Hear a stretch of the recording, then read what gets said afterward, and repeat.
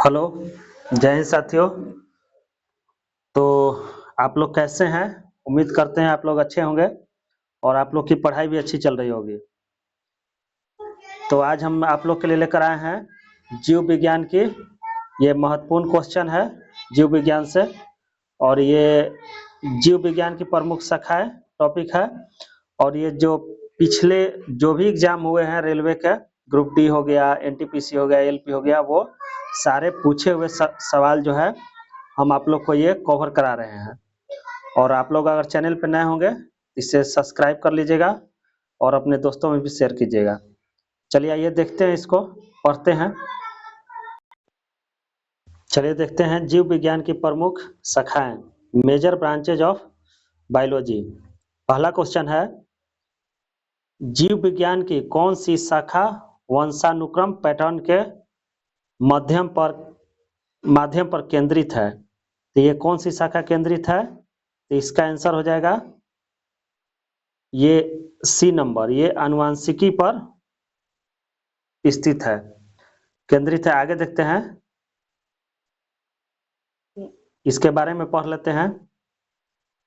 आनुवंशिकी जीव विज्ञान की वह शाखा है जो वंशानुक्रम पैटर्न के अध्ययन पर केंद्रित है। आनुवंशिकी के जनक ग्रेगर जॉन मेंडल माने जाते हैं। आनुवंशिकी शब्द का प्रयोग बेटसन द्वारा 1906 में किया गया था। प्रत्येक जीव में बहुत ऐसे गुण होते हैं जो पीढ़ी दर पीढ़ी माता पिता से उनकी संतानों में संचारित होते रहते हैं। जीवों के इस मूल गुणों का संभरण आनुवंशिकता कहते हैं। इसी के कारण प्रत्येक जीव के गुण अपने माता पिता के समान होते हैं। आगे देखते हैं दूसरा नंबर क्वेश्चन, सब्जियों, फलों और फूलों जैसी उच्च मूल्य वाली फसलों की खेती को क्या कहा जाता है? तो ये हॉर्टिकल्चर इसको कहा जाता है। हॉर्टिकल्चर के बारे में देखते हैं। और ये 2021 में पूछा गया है एग्जाम में, एनटीपीसी में 2021 में। ये हॉर्टिकल्चर विज्ञान की वह शाखा है जिसमें अनाज, फूलों और पौधों को उगाने से लेकर उसके व्यापार तक का अध्ययन किया जाता है। हॉर्टिकल्चर मानव उपयोग के लिए इस्तेमाल होने वाले पौधे के विज्ञान, तकनीक और विपणन से जुड़ा क्षेत्र है। इसके दो भाग है, फल, सब्जी, अनाज तथा इसके दो भाग है, खाद्य। ये खाद्य में फल, सब्जी और अनाज, और खाद्य में फूल पौधे के रूप में जाना जाता है। आगे देखते हैं तीसरा नंबर क्वेश्चन, कोशिकाओं के अध्ययन को डैश कहा जाता है? तो कोशिकाओं के अध्ययन को ये साइटोलॉजी कहा जाता है। देखते हैं, कोशिका के अध्ययन को साइटोलॉजी कहते हैं। सीरम एवं अन्य शारीरिक तरल पदार्थों के अध्ययन को सोरोलॉजी कहते हैं। रोगों की पहचान और निदान की विवेचना के अध्ययन को इटियोलॉजी कहते हैं। कोशिका में कोशिका झिल्ली के अंदर केंद्रक को छोड़कर संपूर्ण पदार्थ को कोशिका द्रव साइटोप्लाज्म कहते हैं। आगे है, यह रवेदार जेलीनुमा अर्ध तरल पदार्थ है। यह कोशिका के 70% भाग की रचना करते हैं। आगे देखते हैं, आगे चौथा नंबर, बीटी कल्चर क्या है? तो बीटी कल्चर जो है अंगूर की खेती है। बीटी कल्चर में अंगूर की खेती को कहते हैं बीटी कल्चर। आइए देखते हैं बीटी कल्चर के बारे में। ऑस्टियोलॉजी कंकालों का अध्ययन है। एपिग्राफी शिलालेखों का अध्ययन है। फोटोग्राफी मानचित्रों का अध्ययन है। और न्यूमिस्मैटिक ये सिक्कों का अध्ययन है। आगे है,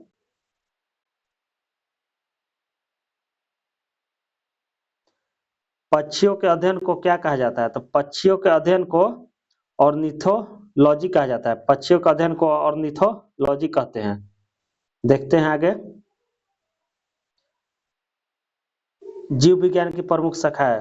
ऑर्निथोलॉजी पक्षियों का अध्ययन, हेप्टोलॉजी उभयचरों एवं सरीसृपों का अध्ययन, ऑप्थेल्मोलॉजी आंखों की चिकित्सीय अध्ययन, एंथ्रोपोलॉजी मानव के क्रमिक विकास का अध्ययन। आगे है 7 नंबर क्वेश्चन, पक्षियों के अध्ययन को क्या कहा जाता है? तो पक्षियों के अध्ययन को यह भी पढ़े ऑर्निथोलॉजी कहते हैं। आगे देखते हैं 8वां नंबर, सेरीकल्चर शब्द निम्नलिखित में से किससे संबंधित है? तो सेरीकल्चर जो है रेशम की खेती से है संबंधित। जीव विज्ञान की प्रमुख शाखाएं में देख लेते हैं। सेरीकल्चर रेशम कीट पालन का अध्ययन है, पिसीकल्चर है मत्स्य पालन का अध्ययन, एपीकल्चर है मधुमक्खी पालन का अध्ययन, एवीकल्चर है पक्षी पालन। आगे देखते हैं, सेरीकल्चर किससे संबंधित है? तो सेरीकल्चर जो है ये रेशम के कीड़ों का पालन से संबंधित है। आगे देखते हैं, आगे है 10वां नंबर, निम्नलिखित में से कौन सा शब्द पशु व्यवहार के जैविक अध्ययन का सबसे अच्छा वर्णन करता है? तो ये सबसे अच्छा वर्णन कौन सा करता है? इथोलॉजी। आगे है इटियोलॉजी, रोगों के कारणों का अध्ययन करने वाला शास्त्र है इटियोलॉजी। आगे है एंटोमोलॉजी, कीटों का अध्ययन है, इथोलॉजी पशु व्यवहार का जैविक अध्ययन है, और इथनोलॉजी जो है मानव जाति विज्ञान है। आगे देखते हैं,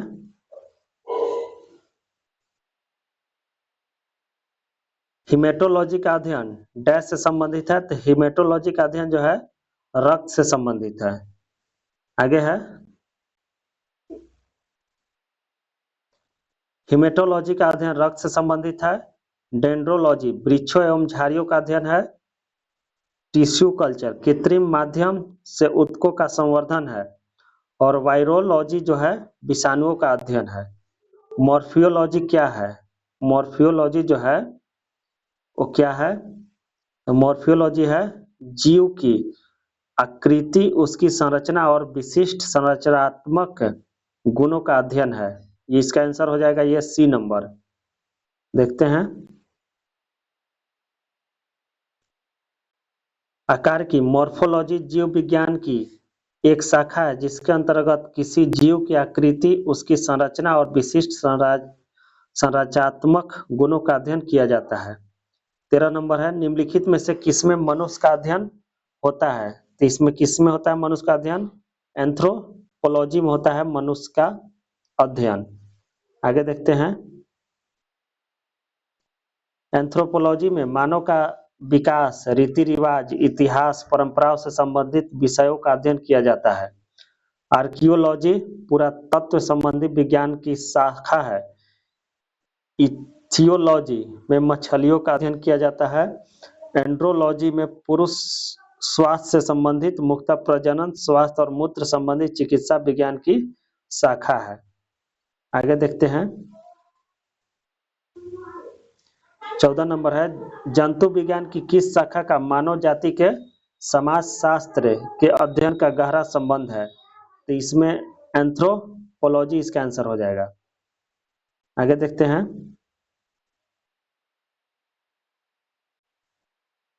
आगे निषेचन, विकास, विभाजन और विभिन्नता के अध्ययन को किस नाम से जाना जाता है? तो ये भ्रूण विज्ञान के नाम से जाना जाता है। आगे देखते हैं,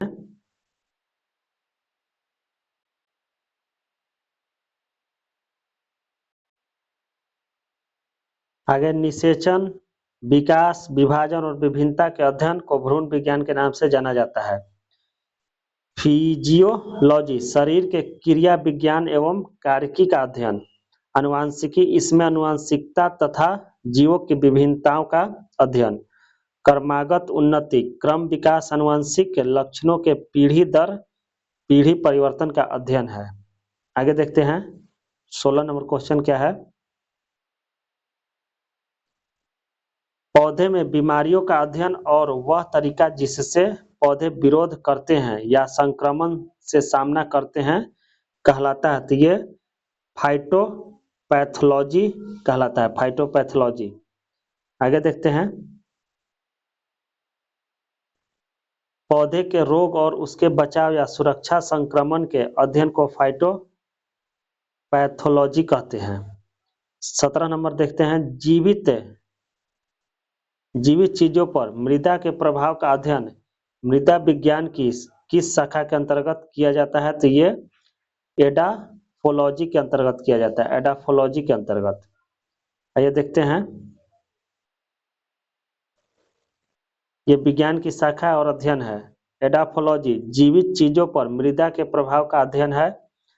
एंड्रोलॉजी पुरुषों में बांझपन व यौन रोगों का अध्ययन।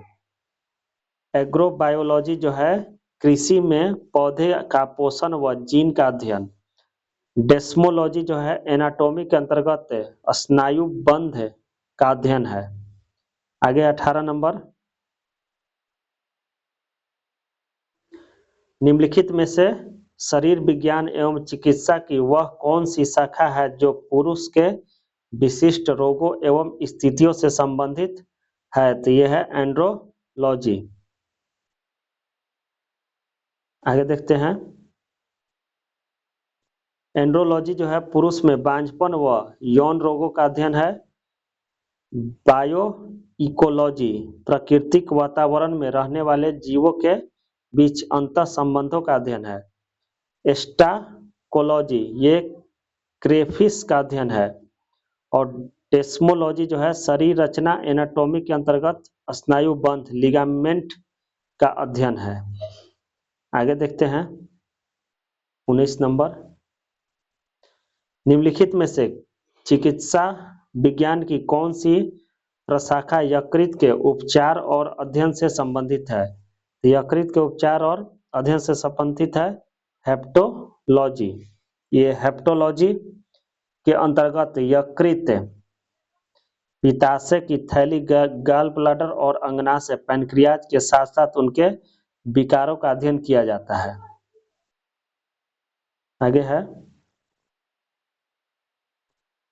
हेल्कोलॉजी अल्सर का अध्ययन है। और जीरिएट्रिक्स बुजुर्गों ओल्ड पीपुल के स्वास्थ्य की देखभाल का अध्ययन है। आगे देखते हैं,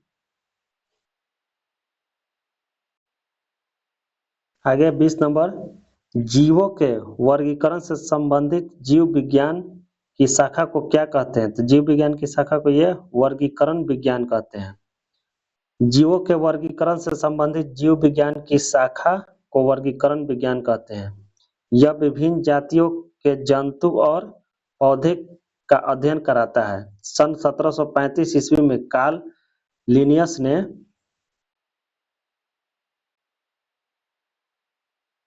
लिनियस ने सिस्टेमा नेचुरी के आधार पर वर्गीकरण किया था। नोथोलॉजी जो है धार्मिक मानवीय प्रयास ईश्वर शक्ति का अध्ययन है। और शरीर रचना विज्ञान जो है शरीर रचना शरीर के चीर फाड़ का अध्ययन है।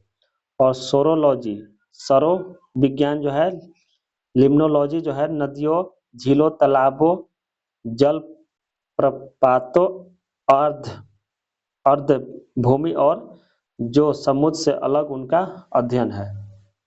आगे देखते हैं, जंतु विज्ञान किसका अध्ययन है? तो जंतु विज्ञान जो है जानवरों का अध्ययन है। जंतु विज्ञान जानवरों का अध्ययन है। आगे है 22 नंबर, विज्ञान की एक शाखा जो जीवन या पृथ्वी से परे मौजूद जीवन की संभावनाओं से संबंधित है उसको क्या कहते हैं? तो उसको जो है एक्सोबायोलॉजी कहते हैं। उसको क्या कहते हैं? एक्सोबायोलॉजी। एक्सोबायोलॉजी के बारे में देखते हैं। एक्सोबायोलॉजी विज्ञान की वह शाखा है जो जीवन या पृथ्वी से परे मौजूद जीवन की संभावनाओं से संबंधित है। एंटोमोलॉजी शाखा के अंतर्गत कीटों का अध्ययन किया जाता है। माइकोलॉजी के अंतर्गत कवकों तथा जीवाश्म विज्ञान, पैलियोंटोलॉजी के अंतर्गत प्राणियों और पादप के अवशेषों का अध्ययन किया जाता है। आगे देखते हैं, डैश तत्वों और मानव जैसी प्रजातियां जैसे कि बंदर, बानर, वनमानुष आदि के व्यवहार का अध्ययन है। ये किसमें? प्राइमेटोलॉजी में ये होता है। आगे देखते हैं, प्राइमेटोलॉजी के बारे में पढ़ते हैं। प्राइमेटोलॉजी, इसके अंतर्गत मानव जैसी प्रजातियों के व्यवहार का अध्ययन किया जाता है। लोक वनस्पति विज्ञान की वह शाखा है जिसमें वनस्पतियों एवं लोगों के पारस्परिक संबंधों का वैज्ञानिक अध्ययन किया जाता है। एंथ्रोपोलॉजी जो है विज्ञान की वह शाखा है जिसमें मानव के विकास, रीति रिवाज, इतिहास, परंपरा से संबंधित विषयों का अध्ययन किया जाता है। आगे देखते हैं।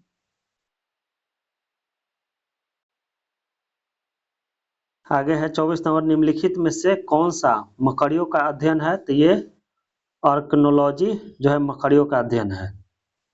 आगे देखते हैं।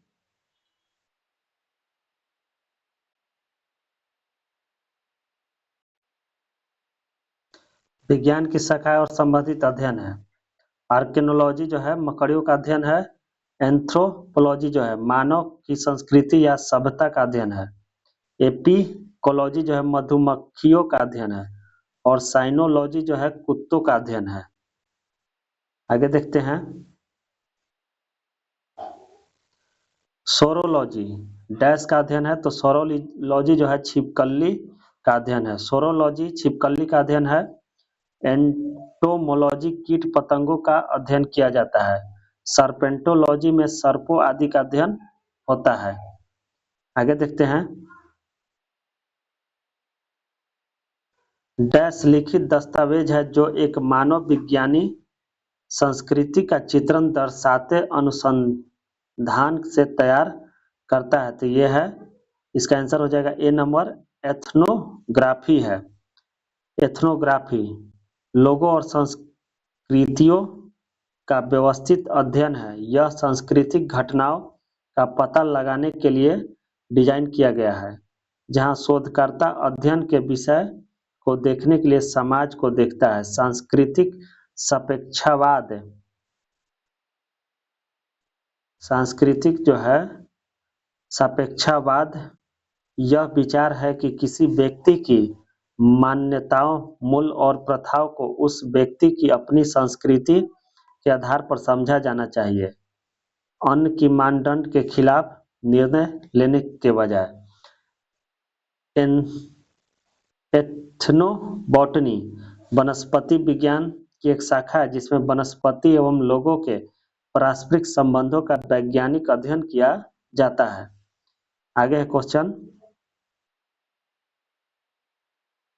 प्राचीन काल के जानवर, पौधों एवं अन्य जीवों के संरक्षित अवशेषों या चिन्हों के अध्ययन का विज्ञान कहलाता है। तो ये जीवाश्म विज्ञान कहलाता है। ये जीवाश्म, इसका आंसर सी हो जाएगा, पैलियोंटोलॉजी। इसमें देखते हैं पैलियोंटोलॉजी में प्राचीन काल के जानवरों, पौधों एवं अन्य जीवों के संरक्षित अवशेषों या चिन्हों के अध्ययन का विज्ञान जीवाश्म विज्ञान कहलाता है। नृविज्ञान मानव शास्त्र या मानव विज्ञान का अध्ययन।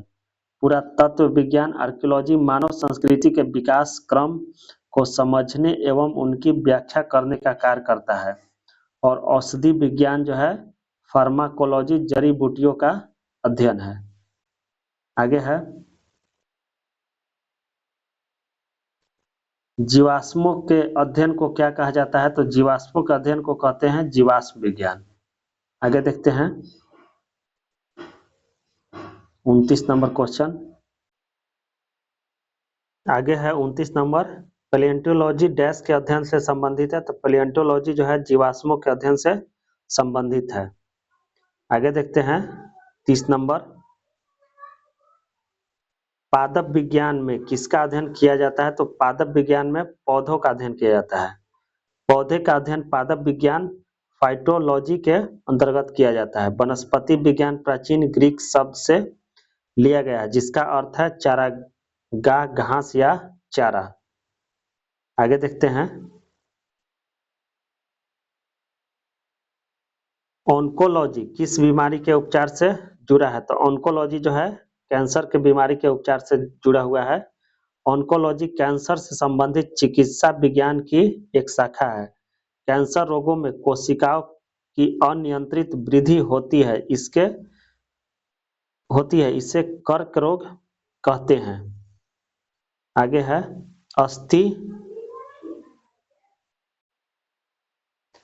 अस्थि सुस्थिरता ओस्टियोपोरोसिस। यह उम्र संबंधी विकार है जिसमें अस्थियां के पदार्थों में कमी से अस्थि भंग की प्रबल संभावना है। एस्ट्रोजन स्तर में कमी इसका सामान्य कारण है।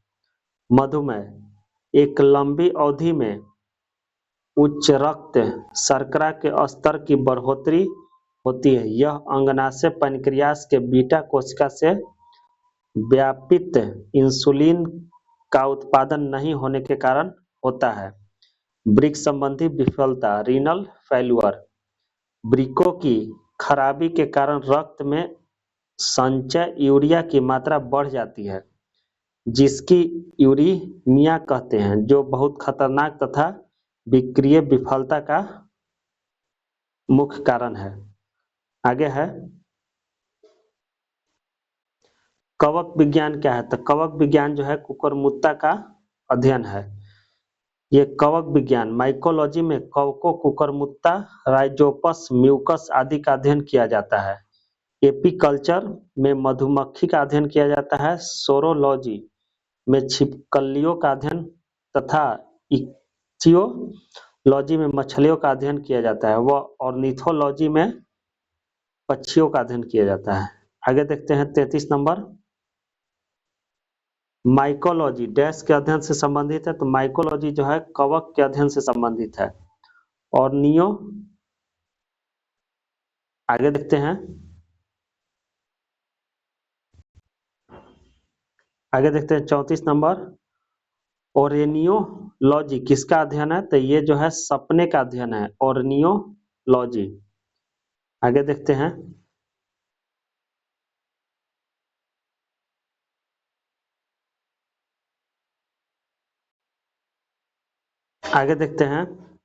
ऑर्नियोलॉजी सपनों का वैज्ञानिक अध्ययन है। वर्तमान शोध में मस्तिष्क के कार्यों के बारे में सपने देखने और वर्तमान ज्ञान के बीच सहसंबंध स्थापित करने का प्रयास किए जाते हैं।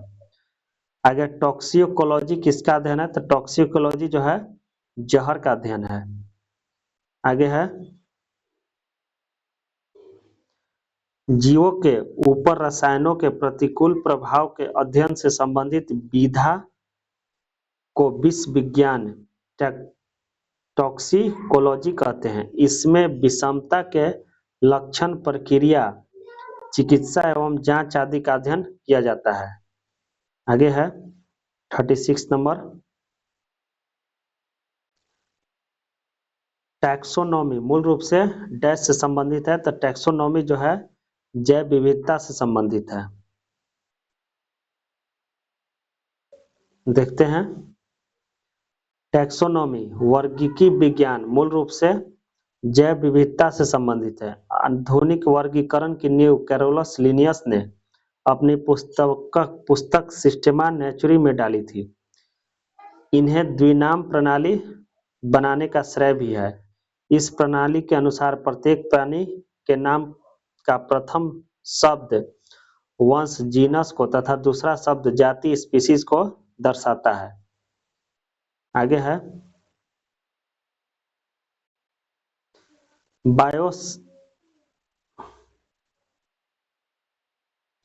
बायोसिस्टेमैटिक्स का उद्देश्य क्या है? तो बायोसिस्टेमैटिक्स का उद्देश्य है अध्ययन के सभी, इसका आंसर हो जाएगा डी नंबर, अध्ययन के सभी क्षेत्रों से विभिन्न मानकों की समग्रता पर उनके विकासवादी इतिहास और उनके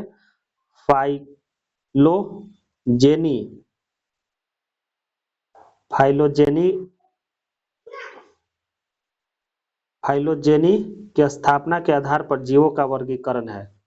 बायोसिस्टेमैटिक्स का उद्देश्य अध्ययन के सभी क्षेत्रों से मानकों की समग्रता पर उनके विकासवादी इतिहास और उसके फाइलोजेनी की स्थापना के आधार पर जीवों का वर्गीकरण करना है। मूलतः जीव जंतु के वर्गीकरण को वर्गीकी टैक्सोनॉमी या वर्गीकरण विज्ञान कहते हैं। आगे देखते हैं। विभिन्न प्रकार के ऊतकों के अध्ययन को क्या कहा जाता है? तो विभिन्न प्रकार के ऊतकों का अध्ययन जो है ऊतक विज्ञान कहते हैं। विभिन्न प्रकार के ऊतकों का अध्ययन ऊतक विज्ञान कहा जाता है। आगे देखते हैं।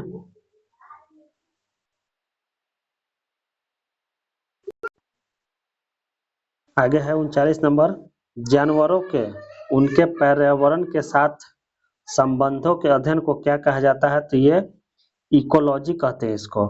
जानवरों के उसके पर्यावरण के साथ संबंधों के अध्ययन को इकोलॉजी कहा जाता है। आगे है, ये दूसरा नंबर आ गया।